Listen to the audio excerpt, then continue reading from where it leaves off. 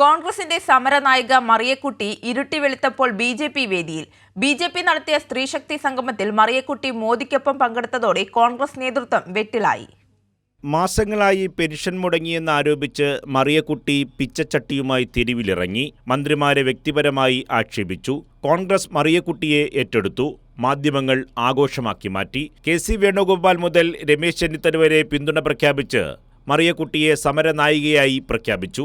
Pension കിട്ടുന്നത് വരെ ഇവർക്ക് ബുദ്ധിമുട്ടുണ്ടാകാതിരിക്കാനാണ് രണ്ടുപേർക്കും ഞാൻ എൻ്റെ ഗാന്ധിഗ്രാം ഫണ്ട്, അധികം പൈസയൊന്നും ഗാന്ധിഗ്രാം ഫണ്ടിലില്ല, അതിൽ നിന്ന് 1600 രൂപ ഇവർക്ക് രണ്ടുപേർക്ക് ഈ മാസത്തിൽ നൽകി. പെൻഷൻ കിട്ടുന്നത് വരെ ഞാൻ ഈ പൈസ തുടർച്ചയായി അവർക്ക് നൽകിക്കൊണ്ടിരിക്കും. മറിയക്കുട്ടിയുടെ കഴമ്പില്ലാത്ത ആരോപണങ്ങളെല്ലാം വി.ഡി. സതീശൻ അടക്കമുള്ള നേതാക്കൾ ഏറ്റെടുത്തു. പക്ഷെ നേരം ഇരുട്ടി വെളുത്തപ്പോൾ മറിയക്കുട്ടി ഇതാ ബി.ജെ.പി. വേദിയിൽ. പ്രധാനമന്ത്രി നരേന്ദ്രമോദിക്കൊപ്പം കോൺഗ്രസിന്റെ സമരനായികയും.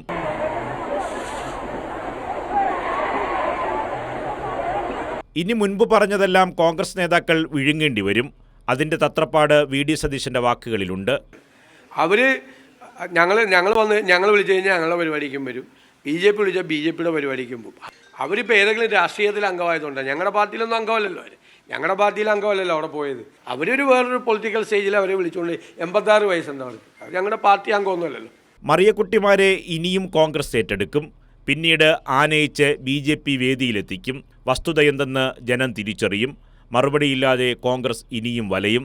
വ്യാജ പ്രചരണങ്ങളുടെ ആയുസ് എത്രയുണ്ടെന്ന് മറിയക്കുട്ടിമാർ ഇനിയും തെളിയിക്കും.